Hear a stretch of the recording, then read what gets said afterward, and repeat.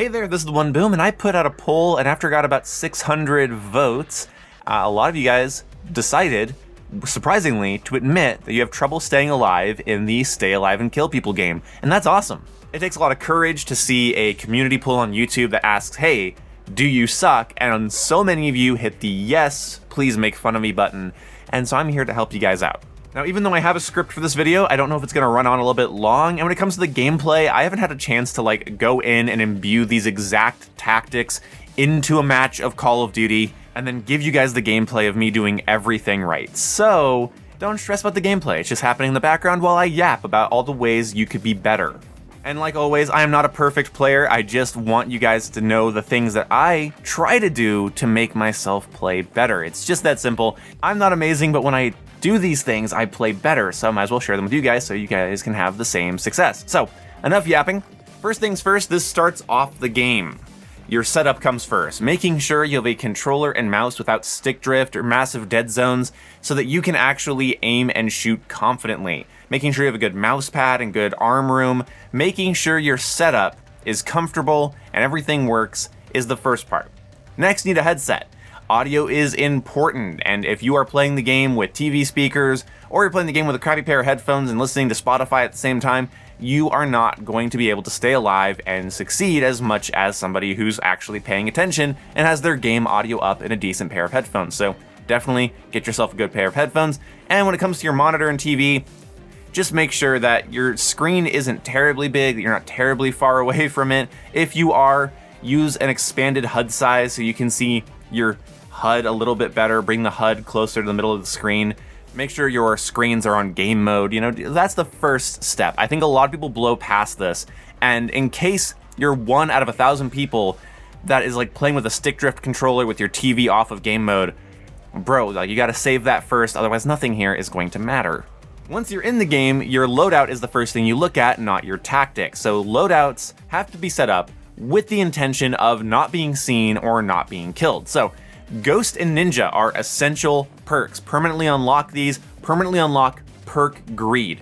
Gunfighter might be more fun, but Perk Greed will keep you alive far more often, and if you have Perk Greed, you're able to combine Ghost and Ninja, which means you're off the minimap, and more importantly, you're off of people's headsets, which means you're gonna have a lot less engagements where somebody saw you coming on the minimap or heard you coming with their headphones.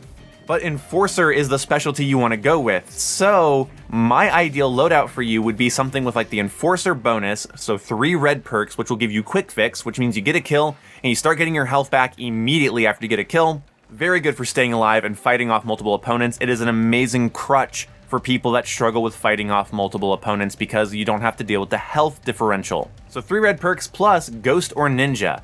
Ghost if they're throwing around a lot of UAVs and you're playing a little bit farther away from people, and Ninja if you are doing in a very aggressive flanking playstyle, and or you're willing to shoot down UAVs or place a SAM turret, which we'll get to later.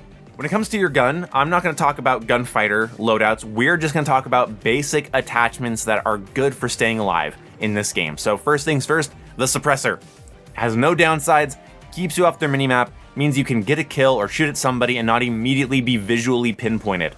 Extended mag. Extended mag is great because if you have more ammo, you're going to win more gunfights. Ammo wins gunfights, both in real life and in Call of Duty. The ability to send 10, 15, 20 more rounds your opponent's way than they can towards you is valuable. Most of the starter Extended Mag 1 attachments in this game do not hurt your weapon handling at all, just your reload speed, and it is worth it to have 10 extra bullets.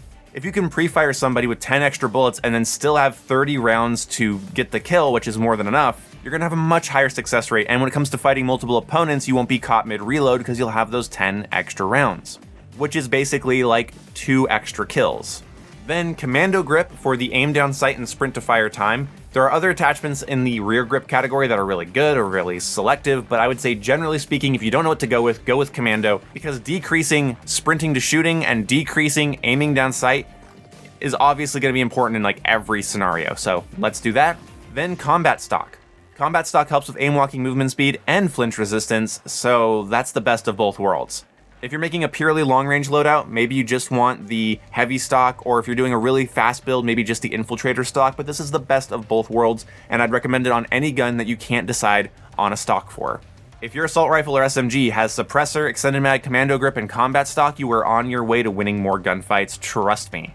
Next for your loadout, stim shot plus maybe the tactician wildcard for extra stims. Stim shots are so powerful in this game. So many of the people that think that they're running into skill-based damage or whatever is just somebody in this game can stim and slide away so fast, and they're already getting all of their health back. And even though you shoot them right after they stim, the game won't give you a stim notification, so you can put 3 bullets into somebody, round the corner, and have to put 5 more to kill them because they stimmed as they slid away from you, as they escaped. And so stim shots, they're super annoying, and if you have tactician, you get 2 of them.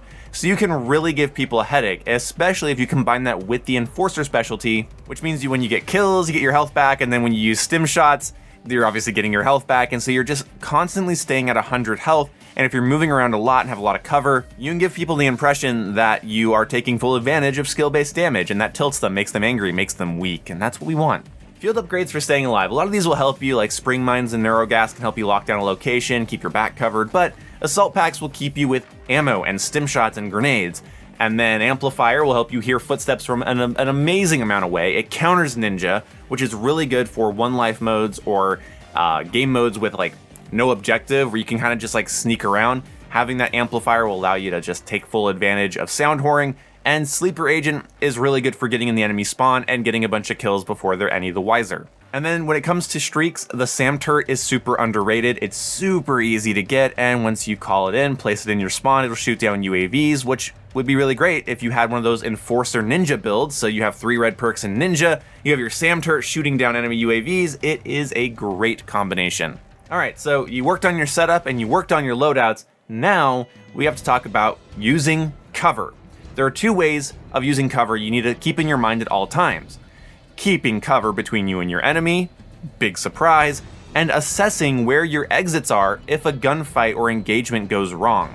So when you have cover, you obviously are going to make yourself a smaller target, or you're going to take penetration damage through the cover instead of full damage, which is going to make you harder to kill. It gives you something to crouch or prone behind, and then of course use your stim shot. And so many people wander around in the open with their gun up hoping that they can just win the next gunfight, but they're more likely to if they, walked where there is cover in front of them. You just want something between you and your opponent you can duck behind. And then you want to be able to assess your exits and flank your previous location after getting a kill. Because that leads me to my next point. Every kill you get, even with the proper loadout and great positioning, is broadcasting your location to surrounding enemies.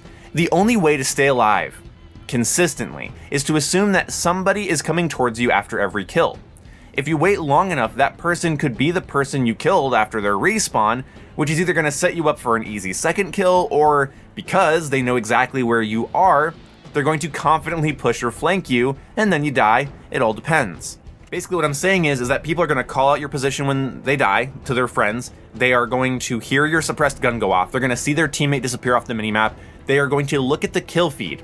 They can look at the kill feed and go, oh, Bobby just disappeared off the minimap, and Bobby was just killed by a shotgun, so somebody over by Bobby has a shotgun. Even with the perfect loadout and suppressor and everything, they're still gonna know that you're over in that area and start hunting you down. So you wanna flank your previous position, or completely reset your engagement, or just be ready for the next person. Flanking your previous location is basically moving to an area that allows you to watch the location you just got that kill in from a safer distance with more cover. And resetting the engagement is just running far away from there so you're nowhere near it when they come and look for you. You're already fighting different people on a different part of the map, and that keeps them on their toes, keeps their head on a swivel. And that's why you need to stop sprinting forward after every kill. Don't sprint towards the enemies after you get a kill. They're gonna come to you. Keep your gun up. If your goal is to stay alive and you want to sprint after every kill, sprint in the opposite direction of where the enemies are going to be and flank the location you just got the kill from. You're either going to kill the guy that you just killed again as he comes back for revenge, or kill the guys that come after you looking to avenge their fallen comrade. Or you're going to kill both and you're going to get a lot more kills towards your streak, you're going to stay alive, you're going to have a much better time. But unfortunately, none of this is going to help you if you don't practice. You need muscle memory to succeed in any game like this, and you are only going to get that from doing reps. Reps in this case being killing double health bots without aim assist, or if you're on mouse, don't worry about that. But practicing shooting and moving, mastering a weapon's recoil, mastering recoil in general, even if you applied everything I said in this video, you would still lose to somebody that puts in more time in practice, even if their loadout was horrible. Because because Call of Duty is all about confidence and frankly just wanting it more. Momentum, aggression, map control, good aim, the ability to apply what I talked about in today's video, all comes down to and starts with getting those reps in and building that muscle memory.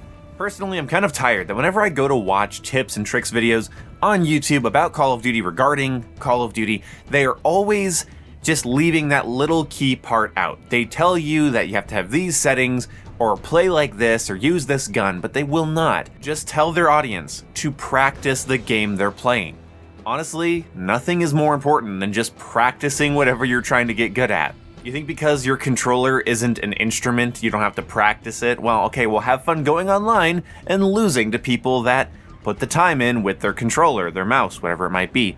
Either way, thank you guys so much for watching this video. If you enjoyed, please leave a like, subscribe for more content. Sorry about the infrequent uploads. I'm trying to get more consistent as I try to work out my new schedule, and I will see you when I see you guys. Goodbye.